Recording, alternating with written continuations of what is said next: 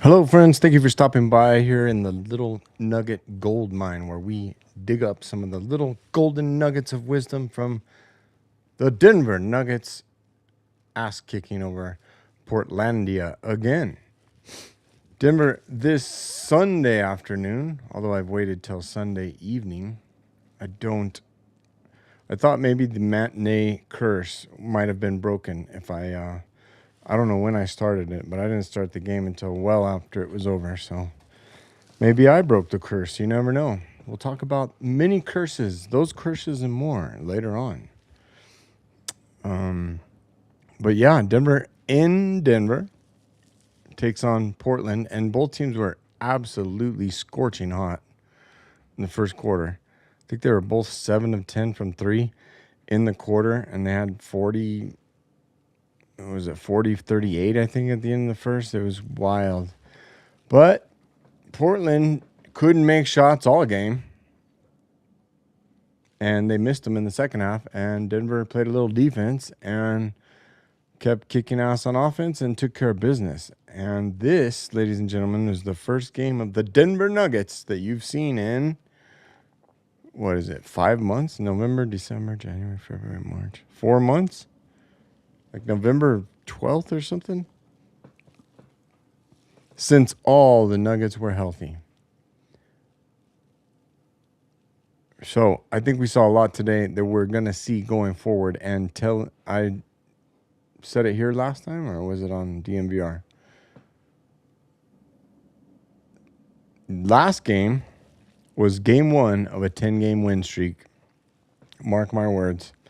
That means we are now 2-0. Watch out. Watch out, next 8 games. We're going to get you. Tuesday night against Phoenix, late. That's crazy. This one was at 3 p.m. That one's at 9 p.m. And then there's one on Wednesday, I think, at home against Dallas. Something like that. We'll have to get to the schedule later. But what I've seen tonight was that every single Nugget that stepped out on that floor played well, including rusty old Peyton Watson. He had a few cobwebs that he had to dust off and oil the gears, so to speak. But, he played pretty good. Even without a shoe for a minute. He took a shot, although I think he was 0 for 1 without a shoe. Jokic, triple-double. Nothing crazy for him. Maul had the first 7 out of 10 points and just was cooking in the first quarter, along with Cam Johnson. As DNVR calls him, Killer Cam. Yeah, Cam went off, and it was nice to see him pull up from deep, bury some threes, and build his confidence. I mean, it wasn't that long ago where I thought the man was crushed, and Cam Johnson would never return. Actually, DMVR said Cam Johnson is gone. Cam stepped into the phone booth and changed into Killer Cam. And now he's the new, an improved version, named Killer Cam, that can go out and drop 5 out of 7 threes, I believe. Let's look at them stats.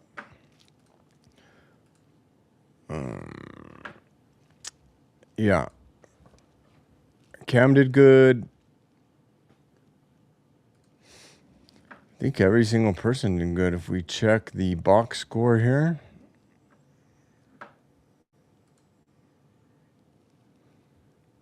And put it up on the screen for you. There you go.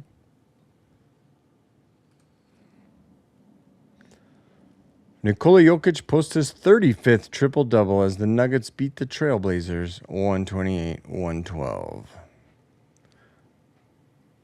You know what? I could just pull this up for every game and start reading it first. Sound professional. 42-40 in the first. 33-29, 32-24, 21-19. Yeah, I was wild What does the AP say? Nikola Jokic recorded his 35th triple-double of the season, and both he and Jamal Murray scored 22 points Sunday when the Denver Nuggets celebrated the return of Peyton Watson by cooling off the Portland Trailblazers 128-112. I think AI wrote this. The Blazers, the Trailblazers, cooling off? Come on now. Jokic 22, 14, and 14. Keeping those stats alive. So that for back-to-back years, he can average a triple-double. Cam John added 19 as the Nuggets stopped Portland's 3-game win streak all on the road. Wow, I didn't know Portland had a 3-game win streak. Maybe it isn't AI. It is that they were hot. Avdija.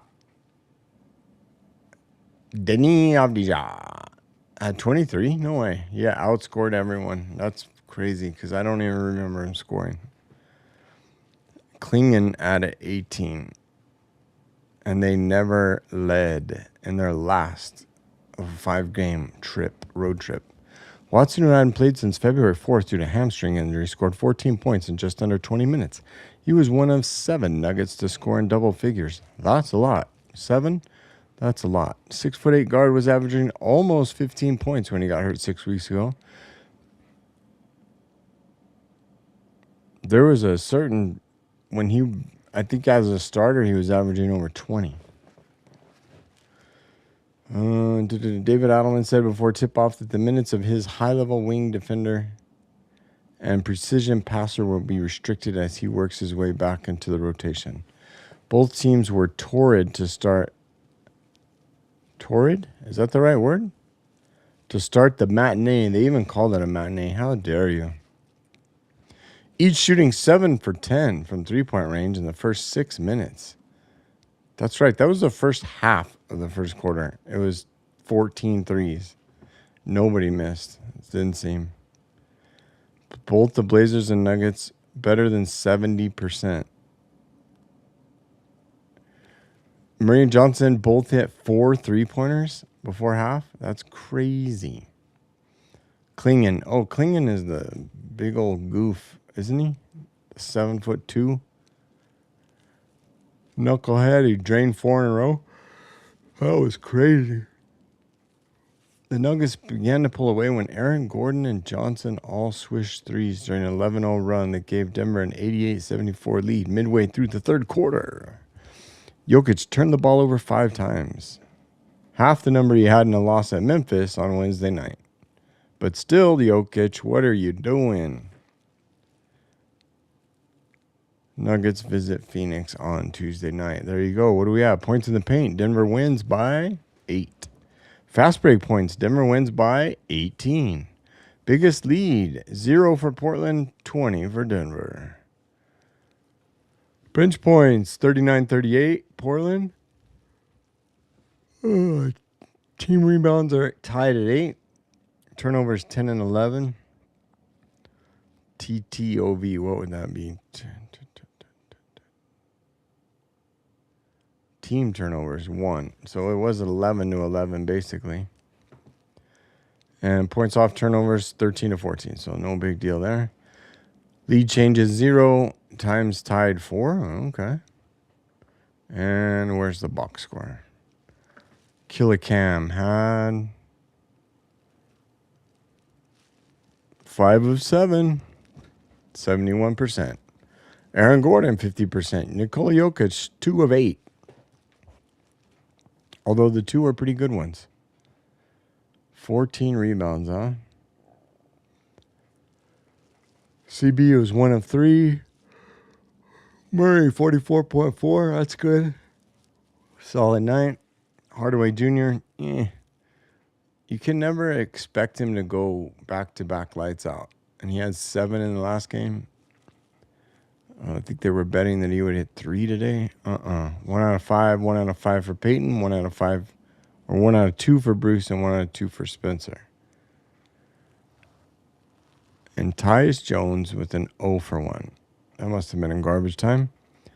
So how many players did they play? 9. The last 2 minutes was... Oh, I can't stop yawning.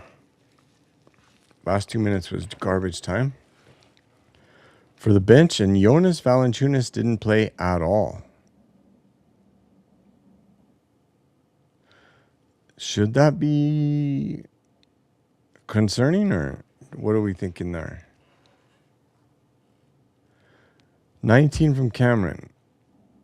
AG with 12, 22 from Nicola, 15 from Christian Brown, 22 from Jamal Murray. Hardaway only had 6, but Peyton Watson and Bruce Brown both in double figures with 14 and 13 respectively. Spencer Jones, 5 points, was the only minus on the team. Come on, Spence. Although he had a couple of big ones. He had the alley-oop. That was nice. And then he had a 3 after that. Brought him back to life. Who was the highest plus minus? Cam John plus 19 and Nikola Jokic plus 19. Well, there you go, folks. That's how you kick a team's ass. Speaking of ass kicking, let's check some games from today.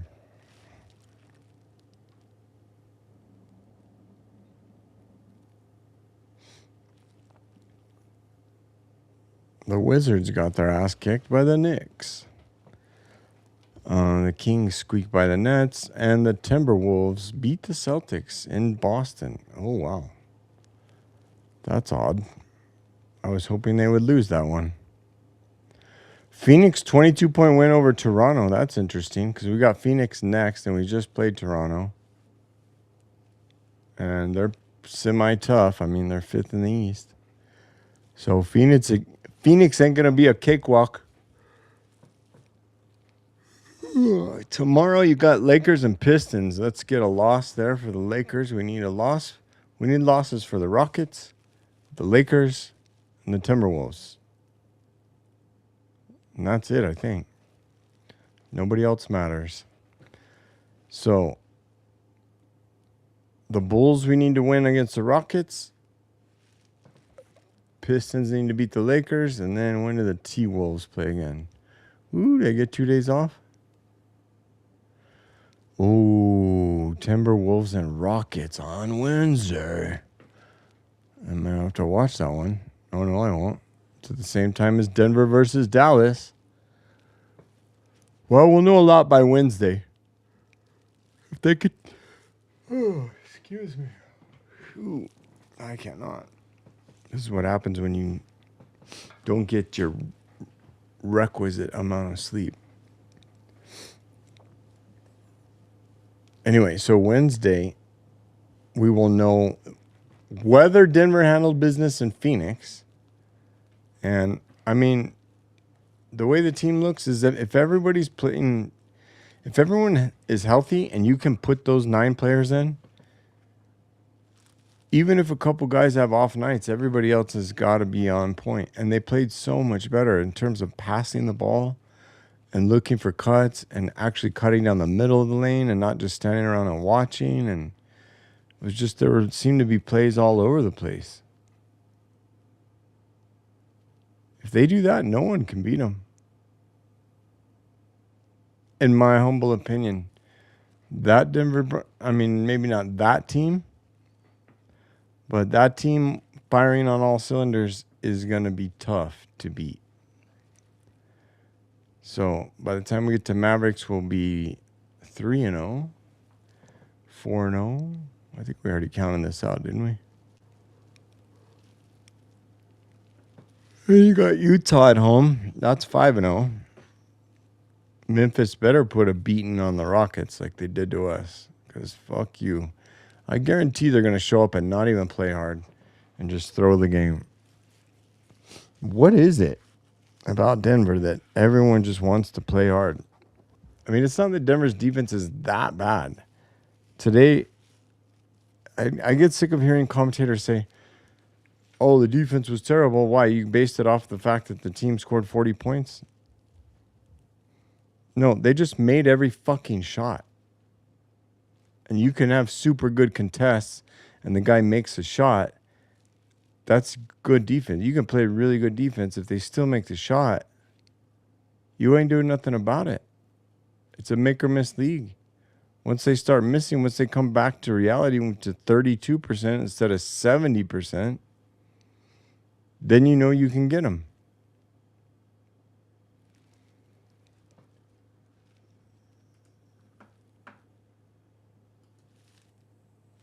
All right, we crossed the 15-minute mark, so that's probably good enough for tonight. Since we got no visitors and no comments, and not that I would expect any here on the Sunday evening broadcast of the Little Nugget Show.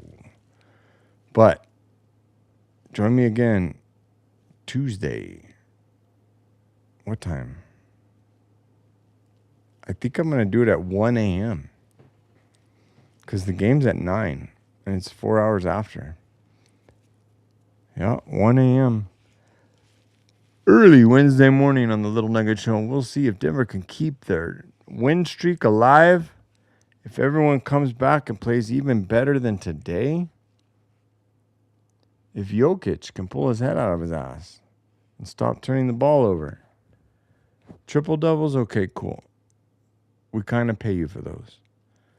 But the turnovers, they need to go. The attitude needs to come back.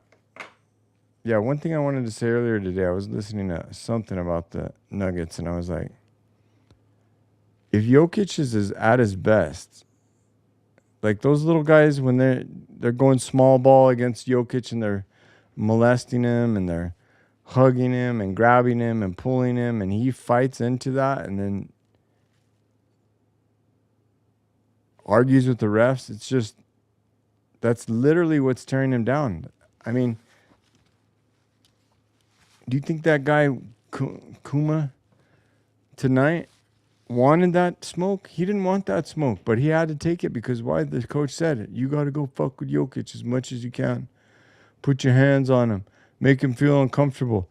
Get up in his chili. Grab onto his waist. I don't care what you do, but do not let him get the ball. And then Jokic's attitude today was pretty good. But I think it can be a lot better. Because when he doesn't put energy to complaining, I mean, it's almost like a performance. Like, oh, he's pushing me. I'm getting pushed. Just push the motherfucker out of the way. Be like, I'm 7 foot, 300 pounds. You're 6'6", 190. Come on. Toss you like a rag doll. But he doesn't. So hopefully over these next 10 games, he can get a little more comfortable on the floor and realize that if he stops complaining to the refs and stops foul baiting and stops flopping, that he's going to play better and he's going to shoot better. He's going to score better. And no one can stop him because he's the goddamn MVP. Even tonight, you saw it. The running floaters, those are dirty.